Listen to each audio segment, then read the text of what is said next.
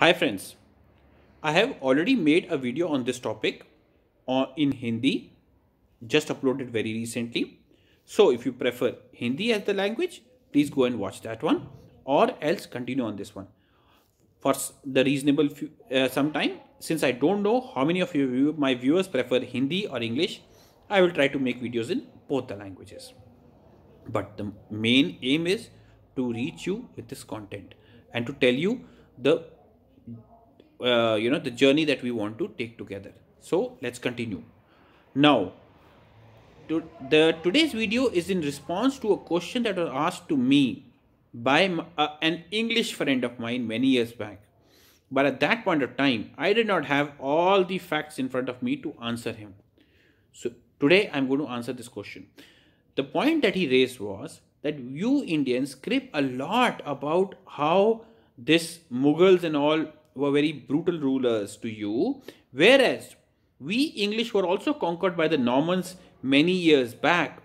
But then we all integrated into one society, and that is why we were able to conquer the world.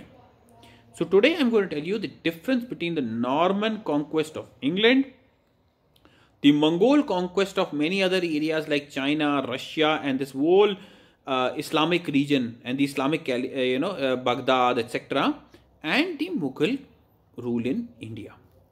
Before that, so to start off, let me talk about the Norman conquest of England, which is a topic where I've really researched a lot. Okay, now Normans were nothing but Scandinavian Vikings who came from this whole Sweden, Norway region, and they had settled in Normandy in France.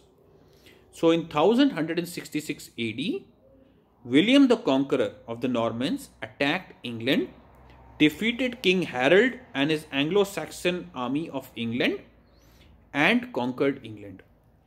Many of the existing, you can say, elite ran away to Scotland, and Normans completely brutally conquered England. As per British history, the conquest was fairly brutal. A lot of land was taken away, etc., etc. And the language of the elite became French for a long time. Okay, but what happened is, see, for many generations to come, the Normans considered themselves French, Normans actually, and they had a fascination for Normandy. Okay, but slowly Britain and France got embroiled into conflicts. As you know, Britain and France had many conflicts, and they had almost 100-year war also. Slowly, the Normans in England started considering themselves English, and the Normans in Normandy started considering themselves French. Okay, there was some power adjustment with the earlier Anglo-Saxon elite also. And in the 1700s, England and Scotland combined to form Great Britain. Okay, and it is to around this time that Britain started really conquering colonies all over the world. Now, we usually consider that we were ruled by the English, but what we don't realize is there was a very significant proportion of Scottish people in the armies of the East India Company. So Britain's logic is that since we united and integrated, we were able to conquer the world. What they don't realize is that the Normans had already converted to Christianity before they attacked England. So they did not go around demolishing churches left, right, center. Okay. Similarly, let me talk about the Mongol capture of all of this Central Asia, China, and Islamic world. Now, Kublai Khan, as I've already mentioned in one of my videos, the link is shared below, had set up the Yuan dynasty in China. So, just a few generations after Genghis Khan, the Mongols were already trying to become Chinese in China. Even then, you see, you can say indigenous Ming dynasty overthrew the Yuan dynasty and captured huge parts, including all this inner Mongolia in China. and the remaining Mongols basically slowly started considering themselves Chinese only. In the whole Russian portion, most of them became Russian. And while, let me be very clear, the Mongol invasion of the Islamic Caliphate in Baghdad is what completely crushed this, Islamic Caliphate, stopped this whole rise from the Arabs and all, right? And it completely crushed them. Baghdad was completely destroyed by the Mongols. Okay. But after few generations, since the Mongols were basically secular, most of them in these regions converted to Islam and continued. Okay. But now you can understand, when the Mughals ruled over India, now people say, even, some of these historians are saying that Babur considered himself Indian. That's a mockery. It seems they've not even read Babarnama. I have read it. It's in my bookshelf. And there's a video of mine, which I'm sharing the link below, which is on Babarnama. Okay. Babur always wanted to rule Samarkand and Central Asia. Then finally he was able to capture Afghanistan. India, basically, he ruled because, well, he achieved unexpected success here. But you read his account of his life in India, man, does he crib and crib about the climate, about the fruits, about the food, every single thing. How badly he misses his native lands. Okay, you would say, look, he was the first generation conqueror. He missed his earlier land, which is true, which happened everywhere. But few generations later also, forget few generations, look at Jahangir's behavior, Shah Jahan's behavior. They always went around, they had a track record of persecuting Hindu community again and again in many areas. 6 generations later, why did Aurangzeb have to re-initiate Jizya and demolish Hindu temples? Even till that stage, Aurangzeb had many interactions with, the Persian kings and interaction with Persia. But you find him discriminating against Hindus. So where did they integrate? You're very right in saying that had we integrated, we would not have been conquered by the British. But whose fault is it? Then people come up with examples of people like Khusro, of whom I have made another video earlier.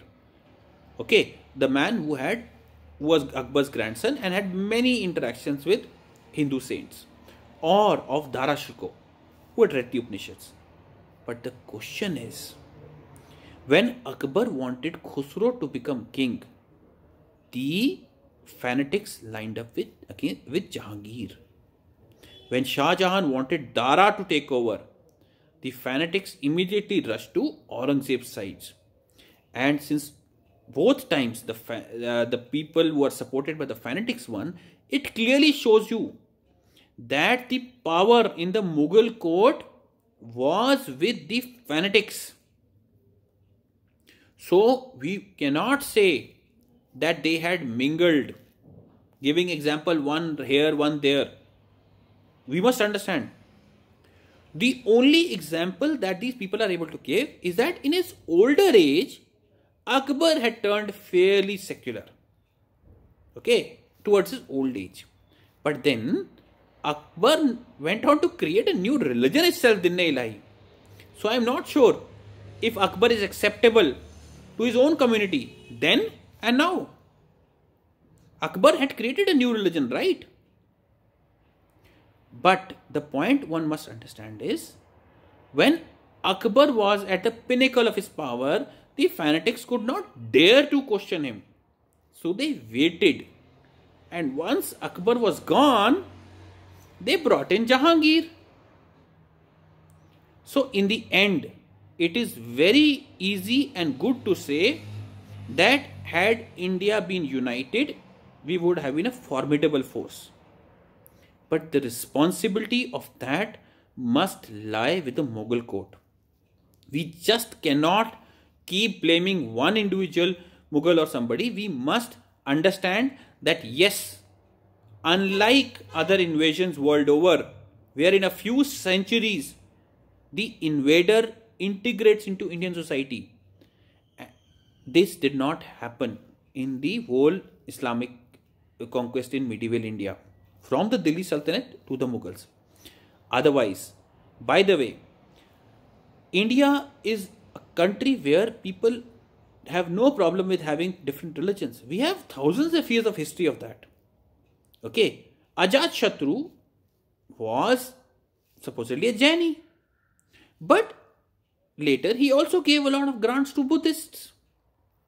Right? Kanishka, the Kushan, where did he come from? They also came from the same Central Asian region from where these later Mughals came from, the Kushans. But the Kushan dynasty Indianized. Kanishka was a Buddhist, and forget whatever religion he belonged to. He essentially belonged to the Indian spirit of, giving grants to all religions. So Indian society has always accepted, outsiders. We have nothing against Kanishka. It is, one must ask, why is it that over so many generations, the Mughals could not Indianize or accept and integrate with the native majority population. And since till the very end, they could not do so. That is why there are some genuine grievances against the Mughal rulers. I hope you appreciate this video. Like and subscribe and explain this to all those who ask us why do we have an issue with the Mughal rulers. Most of them. Thank you. Bye.